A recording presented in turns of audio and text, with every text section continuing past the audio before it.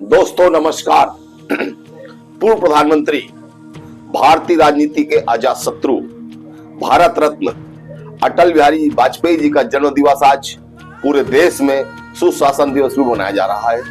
सुबह से ही लाखों करोड़ों लोग उनको नमन करते हुए उनको कार्यों को याद कर रहे हैं। वाजपेयी जी के बारे में बताया जाता है, भारतीय राजनीति को नई ऊंचाइयां देने में श्री वाजपेयी जी का महत्वपूर्ण योगदान रहा है।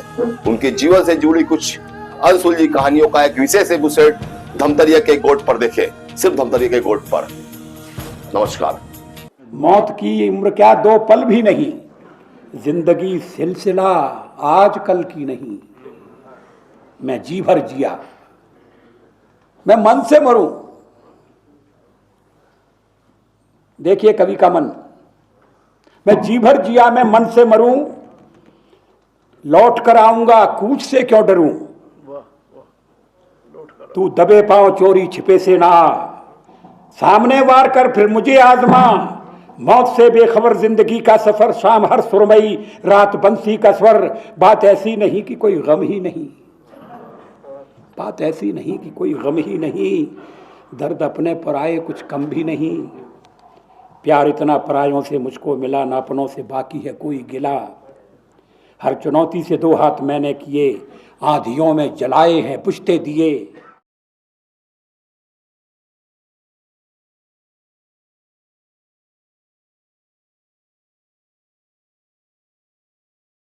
मैं जी भर जिया मैं मन से मरूं, लौट कर आऊंगा कूच से क्यों डरूं।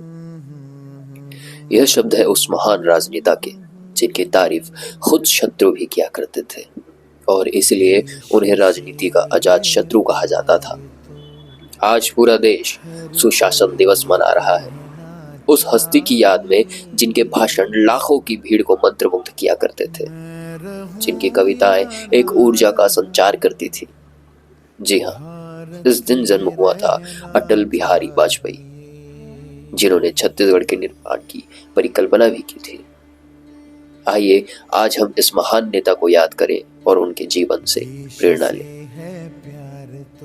अटल जी का जन्म 25 दिसंबर सन 1924 को मध्य प्रदेश के ग्वालियर में हुआ था। इनके पिता का नाम कृष्ण बिहारी वाजपेयी था, जो पेशे से एक शिक्षक थे। वह माता का नाम कृष्णा था।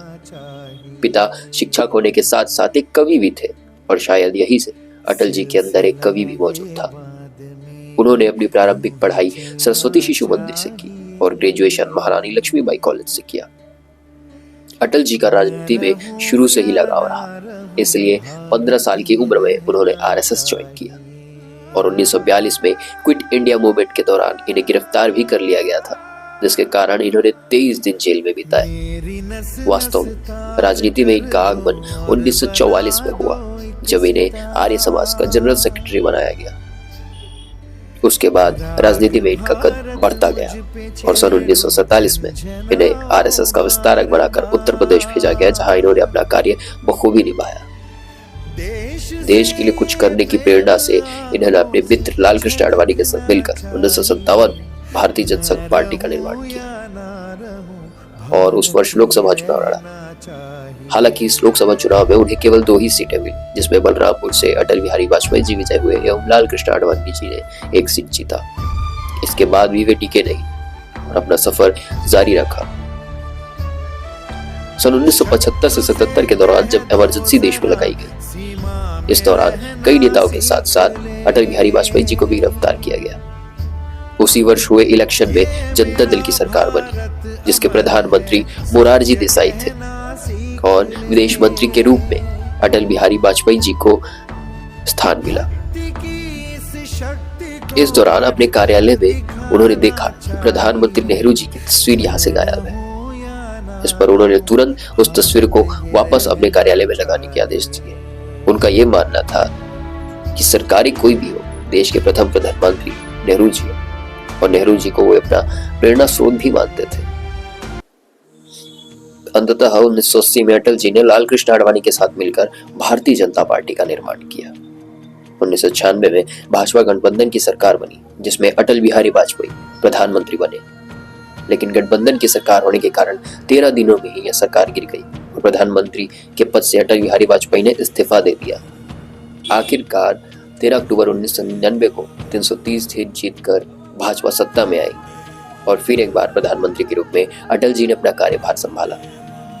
उनके कार्यकाल के दौरान देश की तरक्की के लिए उन्होंने बहुत से सराहनीय कार्य किए, लेकिन इसमें सबसे महत्वपूर्ण था उनका धारा 370 का सपना और पोखरण का न्यूक्लियर टेस्ट, जिसने भारत को परमाणु संपन्न देशों की सूची में ला खड़ा किया। इस महान हस्ती की तारीफ खुद शत्रु भी किया करते थे। नेहरू जी ये कहते थे कि इनकी भाषण शैली ऐसी है कि एक दिन ये देश के प्रधानमंत्री बनेंगे।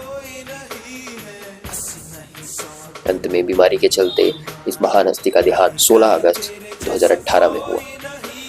इनकी कहानी भारत के इतिहास का एक अभिन्न अंग है, जिसे बताने के लिए यह पूरी वीडियो छोटी है। पर आज सुशासन दिवस के अवसर पर धमतरिया के कोर्ट इस हस्ती को नमन करता है और श्रद्धांजलि अर्पित करता है। सत्ता का खेल तो चलेगा, सरकारें आएंगी जाएंगी, पार्टियां बनेगी बिगड़ेंगी, मगर ये देश रहना चाहिए, इस देश का लोकतंत्र अमर रहना चाहिए। मैं रहूं या ना रहूं, भारत ये रहना चाहिए।